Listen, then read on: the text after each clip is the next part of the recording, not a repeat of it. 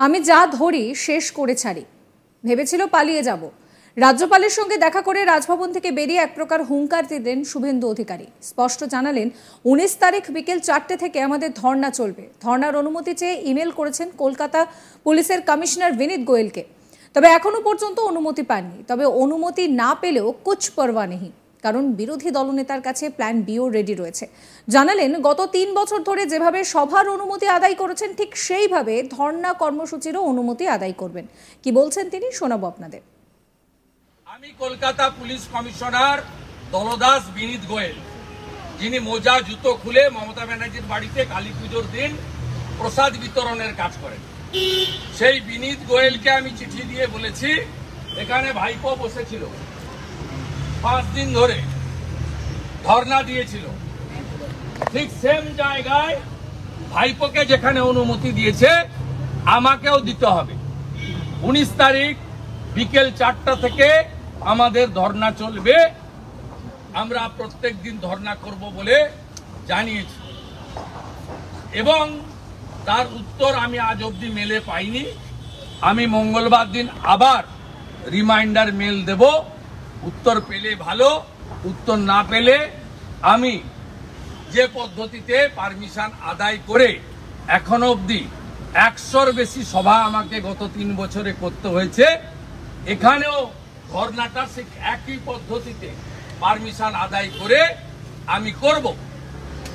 আপনারা যে বিরোধী দলনেতাকে বিজেপি এবং জনগণ দায়িত্ব দিয়েছে, আমি যা ধরি শেষ করে ছাড়ি।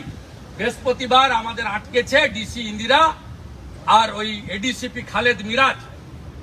আজকে ভেবেছিল যে বিজেপি 12টা, তৃণমূল 29টা, আমরা একটু তাড়িয়ে দিই, আমরা আটকে দিই, এরা মনে হয় পালিয়ে যাবে। আমরা সেদিন গার্ড ওয়ালে হাত দিইনি। আমরা পুলিশের নিচের তলার কর্মচারীর কিচ্ছু করার নেই। এদের এক্ষুনি যদি এরা কেউ প্রতিবাদ করে কলকাতা পুলিশ থেকে স্টেট পুলিশে বার করে দেবে, বিহার কালিম্পং পাঠিয়ে দেবে। এদের কিচ্ছু করার নেই। আমি একটা গার্ড ওয়ালে হাত দিইনি। আপনাদের সামনে 1 ঘন্টা ওয়েট করেছি। রবিবার 16 জুন রাজ্যপালের সঙ্গে দেখা করে একরাশ দাবি জানিয়েছেন বিরোধী দলনেতা। সাংবাদিকদের সামনে সেই সমস্ত খবর জানিয়েছেন তিনি। কি বলছেন শোনাবো আপনাদের। এখানে ভোটের নামে কার্যত প্রহসন হয়েছে, গুন্ডাদের দখলে ছিল, গণনা কেন্দ্র কাউকে রাউন্ডে বলা হয়নি। সর্বোপরি আমরা দাবি করেছি যে সমস্ত শেল্টারলেস লোকেদের বাড়িতে পৌঁছে দিতে হবে নিরাপত্তা দিয়ে। যারা আক্রান্ত হয়েছে তাদের, যারা আক্রমণকারী তাদের বিরুদ্ধে ব্যবস্থা নিতে হবে এবং সাথে সাথে ক্ষতিপূরণ, কেন্দ্রীয় বাহিনীকে দুর্গাপুজো পর্যন্ত রাখা এবং মহামান্য রাজ্যপালের যদি পসিবল হয় এরিয়া ভিজিট করা, যেভাবে 2021-এ আজকের ভারতের উপরাষ্ট্রপতি তৎকালীন রাজ্যপাল জগদীপ ধনখড় করেছিলেন। মহামান্য বর্তমান রাজ্যপাল মহোদয়ও 23-এর পঞ্চায়েত নির্বাচনে করেছিলেন। সেই সব আবেদন আমরা করেছি। উনি প্রত্যেকের সঙ্গে ঢোকার সময় কথা বলেছেন, এই মায়েদের, দিদিদের, বোনেদের সঙ্গে, অন্যান্য আক্রান্তদের সঙ্গে, এবং কর্মসূচি শেষ করার পরেও তিনি নিচে নেমে এসে প্রত্যেকের কাছ থেকে পেশেন্স হিয়ারিং নিয়েছেন, নোট নিয়েছেন এবং তাকে আমরা এই সমস্ত ছবি, তথ্য ইত্যাদি দিয়েছি এবং আমরা ওনাকে একটা ডাটা দিয়েছি যে মহামান্য অবসরকালীন সামারে যিনি বসেছিলেন ডিভিশন বেঞ্চ, মাননীয় বিচারপতি কৌশিক চন্দ্র মহোদয়ের বেঞ্চ, সেখানে ডিজিপিকে কমপ্লেন করার জন্য বলা হয়েছিল। 1025টা কমপ্লেন ডিজিপিকে করা হয়েছে। তার মধ্যে পিএম বাড়ি ভেঙেছে, লুট হয়েছে সব 340, 233, 310, 750 এবং রেশন কার্ড 5000-এর বেশি লোকের রেশন কার্ড নিয়ে নেওয়া হয়েছে। এবং আপনি শুনলে অবাক হবেন, বিশেষ করে কোচবিহার জেলায় সিতাই, দিনাটা, মাথাভাঙা, নাটাবাড়ি এবং কোচবিহার দক্ষিণ, এই 5টা বিধানসভায় কোনো ভারতীয় জনতা পার্টির লোকেদের, সনাতনীদের বিশেষ করে রাজবংশী সহ কারোর বাড়িতে গবাদি পশু নেই।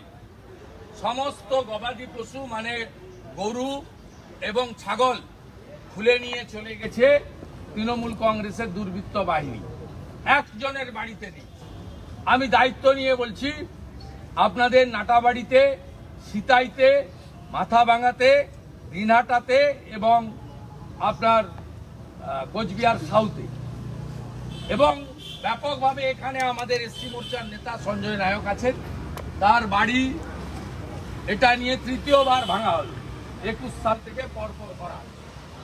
এই মাকে কিভাবে মাথা ভাঙা হয়েছে, কিভাবে রড দিয়ে, ইনি বিজেপির কোনো কর্মকর্তা নয়, এর অপরাধ ইনার পরিবার বিজেপিকে সমর্থন করেছে। এইভাবে প্রত্যেক ইনার মন্দির পর্যন্ত, এই যে ঠাকুরকে দেখছেন ইনি সন্ন্যাসী, ইনার মন্দির পর্যন্ত পুরো মন্দির ভেঙে দেওয়া হয়েছে। উনি এখন কলকাতাতে রাস্তায় ঘুরে বেড়াচ্ছেন, গাছের নিচে, ফ্লাইওভারের নিচে জীবনযাপন করছেন। ইনার মন্দিরকে পর্যন্ত রাখা হয়নি। এইরকম একটা পরিস্থিতি পশ্চিমবাংলায় চলছে। আমরা মহামান্য আদালতেও গেছি, পাবলিক ইন্টারেস্ট লিটিগেশন করেছি, এবং মহামান্য আদালত নিশ্চিতভাবে আগামী মঙ্গলবার বা বুধবার, যদি মঙ্গলবার কোর্ট না হয় তাহলে হয়তো বুধবার আমাদের মনে হয় শুনানি করবেন। মহামান্য প্রধান বিচারপতি তিনি মহামান্য অন্য বিচারপতিকে অ্যাসাইনমেন্টও করেছেন বলে আমরা শুনেছি, তারা শুনবেন। সেখানে আমরা তথ্য প্রমাণ দিয়ে এই গুন্ডাদের বিরুদ্ধে বিচার চাইব। এর বাইরেও আমরা 2021 সালে যে 61টা মামলা সিবিআই করেছিল, সেই পোস্টপোল ভায়োলেন্সের যারা খুনি তাদেরকে সিবিআই এখনো পর্যন্ত গ্রেপ্তার করেনি।